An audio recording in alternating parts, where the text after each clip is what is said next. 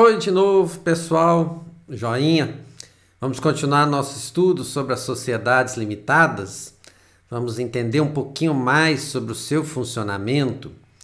Pessoal, vocês se lembram, né? O tema da nossa aula são as cotas sociais. Vocês se lembram que eu comentei, não só na primeira parte dessa semana, mas em semanas passadas também, que os sócios doam uma parte do patrimônio que eles têm para a futura empresa que vai surgir. Certo? Quando eles fazem essa doação, que a empresa já tem aquele patrimônio, a gente chama esse patrimônio da empresa de capital social. É o capital, é o dinheiro da sociedade, capital social. Então é com esse capital social que a pessoa jurídica vai trabalhar, que a sociedade empresária vai assumir suas obrigações, os lucros que entrarem para a sociedade vão aumentar esse capital. Então é o dinheiro que ela vai trabalhar, tá certo?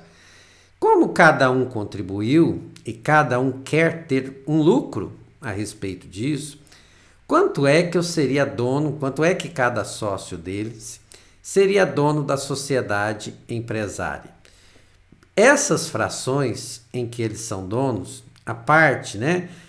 O percentual que eu sou dono é chamado de cota social. Então, pelo fato deles terem doado o patrimônio, eles são proprietários daquela pessoa jurídica conforme a cota de cada um. O normal, mas não obrigatório, é que essas cotas sejam iguais. Podem ser diferentes? Lógico que podem. A lei fala isso claramente. Pode ser igual, pode ser diferente. Vai depender do quê? Do que os sócios quiserem. O que eles estão pensando? Vai ser o que eles quiserem, tá bom? Então, olha só, eu vou dar mais dinheiro, vou fazer uma doação maior do que os meus sócios, vou fazer uma doação que é o dobro do que cada um daqueles vai fazer, eu vou ter uma cota maior. Então, isso é livre administração dos sócios. O normal, né, que a gente vê, são cotas iguais. Eu pouquíssimas vezes, pouquíssimas mesmo, eu vi contratos sociais que tinham cotas um pouco diferentes. E normalmente, quando eu encontrei esses contratos sociais que tinham cotas diferentes, não é porque a sociedade foi criada assim, é porque um sócio comprou a parte do outro. Ou um sócio morreu e os herdeiros venderam a parte para um dos sócios que já existia. Então, eu não me recordo de ter encontrado um contrato social que originariamente foi feito em partes desiguais. Mas, enfim, pode ser feito. Depende do objetivo de vocês ao criarem uma pessoa jurídica ou assessorarem alguém na criação, tá bom? Então, isso está na lei, que a capital social divide-se em cotas iguais ou desiguais, tá bom? Cota escreve com QU ou com C? Pessoal, as duas formas são aceitas, viu? As duas formas são aceitas. Então, não se preocupem com relação a isso. É porque eu escrevi cota com C e na letra com QU, mas eu acho que tem slide que eu escrevi com QU também. Mas isso não tem diferença não, tá bom? Perguntinha. Roberto, as pessoas os sócios foram criar a pessoa jurídica. Então, cada um se comprometeu a dar um valor igual. Só que um desses sócios só ficou na promessa. O contrato foi registrado na junta comercial, a pessoa jurídica surgiu, é porque não tem obrigação dessa doação ser antes, tá, pessoal? Não tem obrigação. A doação pode ser depois. Que a sociedade já existe, né, que já foi registrado. E aí um sócio ficou só na conversa. Ele está lá, está recebendo os lucros, mas pagar a pessoa jurídica, integralizar, a gente usa a expressão integralizar. Esse fato, o Roberto, eu assumi dar 50 mil reais para a pessoa jurídica que eu vou criar junto com meus sócios. Esse pagamento que eu faço, essa doação que eu faço para a pessoa jurídica, Ela se chama integralização, tá bom? É o nome do direito mesmo, para a gente saber claramente o que as pessoas estão se referindo. E aí o que acontece? O cidadão não integralizou. Ou seja, só 2 sócios cumpriram a sua obrigação e ele não. Tem consequências disso? Tem, lógico que tem. Primeira delas, a pessoa jurídica pode entrar com uma ação contra o sócio, cobrando aquela parte que ele não pagou. Tá certo? Roberto, mas a pessoa jurídica pode processar os sócios? Pode. Pode sim e vai fazer. E vai fazer, não tenho dúvida que vai acontecer. Então, primeira opção, pessoa jurídica cobra judicialmente esse sócio. Opção número 2, a pessoa jurídica, com a aprovação, lógico, dos outros 2 sócios, exclui esse sócio que não integralizou. E se esse sócio, por exemplo, ele se comprometeu a dar 33%, como vocês estão vendo aí no slide, e ele deu 10% só, esses 10% têm que ser devolvidos a ele. Então, alguns desses sócios, ou os 2 juntos, vão excluir esse sócio e pagar a parte dele para a pessoa jurídica. De forma que a pessoa jurídica vai receber, né, vai ter lá o seu patrimônio social e vai ter um sócio a menos. Então, ele pode ser expulso da sociedade. Terceira opção, ele pode ter diminuído a sua participação. Então, usando o mesmo exemplo que eu dei, esse sócio que não integralizou, ele se comprometeu a pagar 33% do capital social. E ele só pagou 10%. Então, o que os outros sócios podem fazer? Diminui a parte dele, até o valor que ele pagou, para 10% das cotas. E essas 23% das cotas que faltam, né, que estão em aberto, os outros 2 sócios pagam. Então, eles ficam com partes maiores na sociedade e reduzem a participação daquele sócio. É lógico que reduzindo a participação vai reduzir os lucros, né? Então, mas ele que ocasionou essa situação. Então, são 3 opções: cobrar dele, expulsá-lo da sociedade ou diminuir a sua participação. São só essas penalidades? Pessoal, essas são as penalidades trazidas por lei. Mas lembra que eu falei da liberdade dos sócios? Tem possibilidade de criar outras penalidades, sim. Não pode prendê-lo, né, pessoal? Não existe prisão por dívida no nosso direito. Mas pode-se criar qualquer outro tipo de penalidade que os sócios acharem adequado. Tá bom? Então, são livres. Esses 3 tipos a lei trouxe porque vai que os sócios, quando criaram a pessoa jurídica, esqueceram de falar sobre isso. Pode acontecer.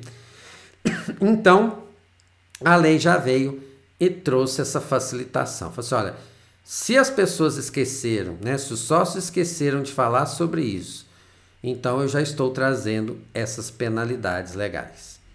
Certíssimo? Esse é um detalhe. E por que os sócios deveriam se preocupar com esse capital não integralizado? Prejuízo seria só da pessoa jurídica? Eu não teria nada a ver com isso? Errado. A lei fala, pessoal, principalmente preocupando-se com os credores, com as pessoas que vão fazer contratos com a sociedade. A lei se preocupa que o patrimônio esteja integralizado, porque a pessoa vai lá na junta comercial e ela tira uma certidão da empresa e fala que a empresa tem 100 mil reais de patrimônio. E aí a pessoa fala assim, poxa, 100 mil reais é um patrimônio legal, então eu vou fazer um contrato com essa pessoa jurídica. E na verdade não existe 100. Na verdade só existe 66 porque um dos sócios não integralizou. E a pessoa que está fazendo o contrato não sabe, pode ser enganada, pode ser prejudicada por causa disso. Então, por isso que os sócios têm que se preocupar. Por quê? Porque os credores, sabe esse 33% que não foi pago? Os credores podem cobrar esses valores de qualquer um dos sócios, mesmo aquele sócio que já pagou a parte dele. Ei, gente, mas vai ficar muito bravo, vai não? Então, olha só, eu paguei lá 33.333 para entrar na sociedade. O outro sócio pagou também. O terceiro aqui foi relapso e não pagou. E agora está faltando 33 mil lá na empresa, porque o cara não integralizou. E aí o credor vem e entra com uma ação contra mim. Ah, gente, eu vou ficar muito bravo, mas o pior é que eu tenho que pagar, viu? Eu tenho que pagar. Então, os credores podem cobrar dos 3 sócios.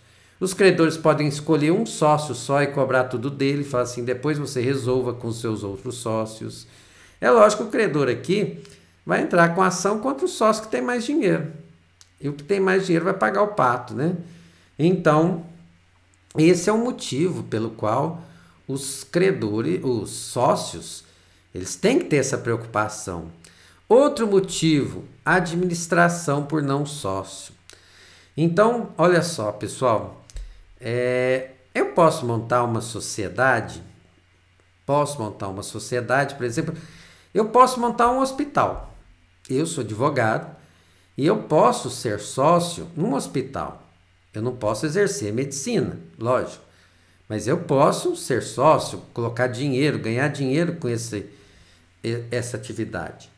Mas pode ser que eu chegue à conclusão que esse hospital seria melhor administrado se realmente o corpo de administradores fossem médicos. Mas nós que somos sócios, nós não temos médicos entre nós somos advogados. E aí a gente precisava passar essa administração, só administração, contratar administradores que não são sócios, são pessoas especializadas nessa área. E aí quando eu vou fazer isso, a junta comercial me barra, por quê? Porque o patrimônio não está integralizado. Dor de cabeça, tá bom? Então existe uma dificuldade na lei para transferir a administração para outras pessoas se o capital não estiver integralizado. Quando eu estou falando outras pessoas, são pessoas não sócias. É possível ainda assim? É, mas precisa ter 100% de aprovação. Então, nem sempre pode ser tão simples assim na prática. Então, o quórum é muito maior do que se o capital estivesse integralizado. Então, dificuldade na administração. E outra, vamos supor que a nossa empresa está indo muito bem e a gente gostaria de aumentar o patrimônio social dela, certo? Eu gostaria de aumentar. Por quê? Ora, gente, por um motivo óbvio. Lembra que a sociedade é como se fosse uma pessoa? Se ela tem um patrimônio de 100 mil, bom. Agora, se ela tiver um patrimônio de 1 milhão, melhor ainda. Banco vai fazer mais negócio conforme a pessoa jurídica tenha mais patrimônio social, mais capital social. Então, quanto mais capital social nossa pessoa jurídica tiver, melhor ela será vista no mercado, principalmente para as empresas que concedem crédito. Então, nós chegamos à conclusão que um patrimônio, um capital social de 100 mil reais é pouco, que a gente gostaria de aumentar esse capital social pelo menos umas 5 vezes, pelo menos para 500 mil. E aí, na hora que eu for lá na junta comercial para tentar aumentar esse capital social, eu não vou conseguir. Por quê? Porque um dos sócios ainda não pagou a parte dele, não integralizou o capital. Então, para que eu aumente esse capital social, eu preciso ter esse patrimônio inicial já integralizado. Mais uma dor de cabeça para os sócios que integralizaram o seu patrimônio, certo? Então, por isso que os sócios se preocupam sim.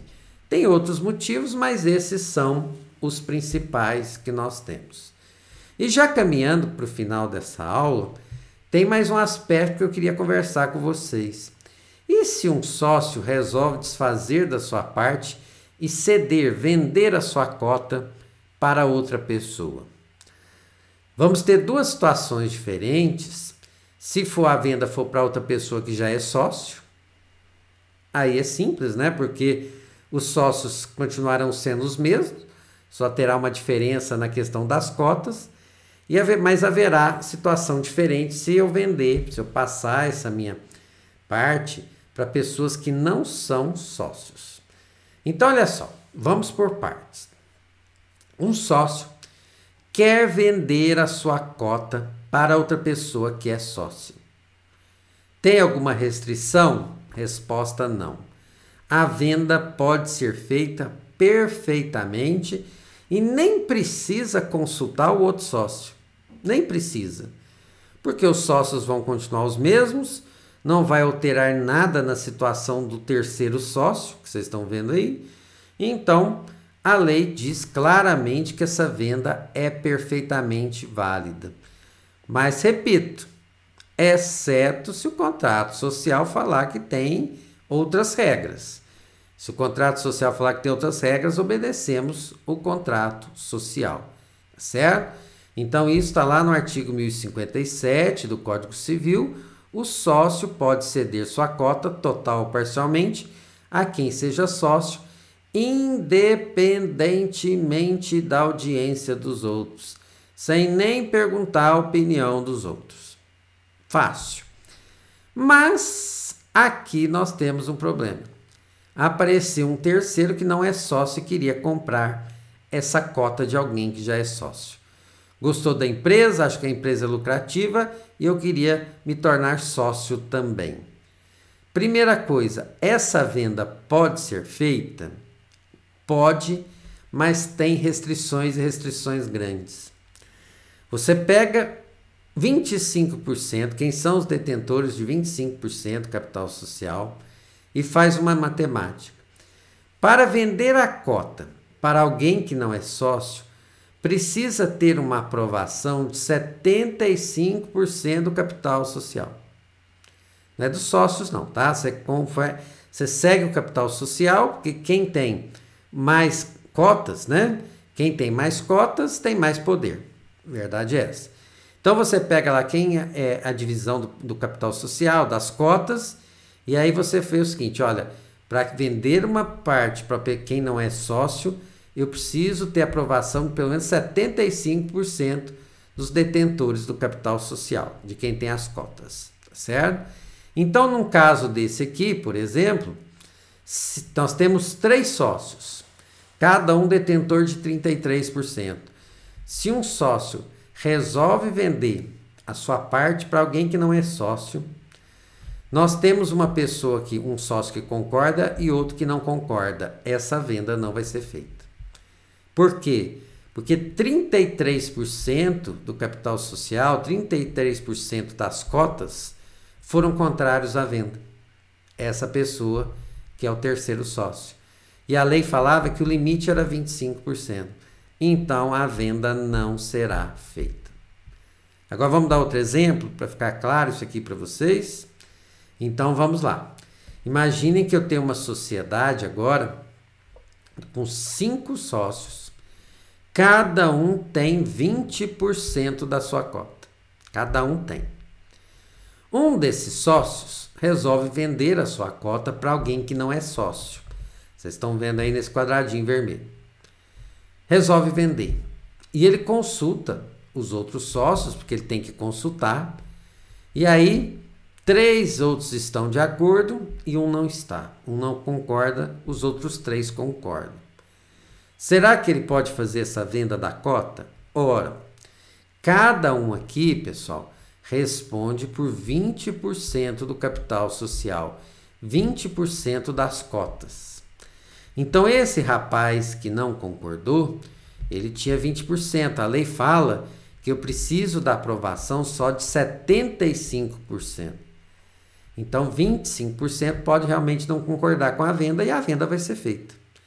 E aí, nesse caso aqui, portanto, embora tenha tido a recusa de um deles, a venda vai sair, tá bom?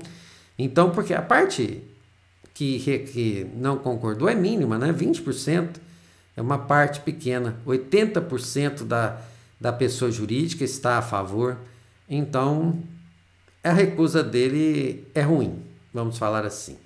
A recusa é ruim. Então, nesse caso aqui, a venda será feita. Perfeito? Então, isso está na lei, mas admite que o contrato tenha regras diferentes. Posso colocar no contrato social que a cessão de cotas sempre, não importa a porcentagem das cotas, sempre precisa da unanimidade de todo mundo que é sócio? Pode colocar, é válido. Você está fugindo do que a lei fala, mas a lei te deu essa permissão. Então você pode fazer essa autorização sim, sem problemas. Perfeito? Então sempre consultar o contrato social, que numa sociedade empresária é a nossa Constituição Federal. Certíssimo? Então já estudamos o que são cotas, falamos que elas podem ser iguais, desiguais, falamos da necessidade da integralização e encerramos analisando a possibilidade de venda, de cessão de cotas numa sociedade empresária, uma sociedade limitada especificamente. Perfeito? Se não ficou claro algum ponto, só me chamar lá no Tira Dúvidas e vamos para a terceira e última parte das nossas aulas dessa semana. Pessoal, muito obrigado então. E já segue o embalo. Já vamos ver a outra aula. Combinado? Grande abraço.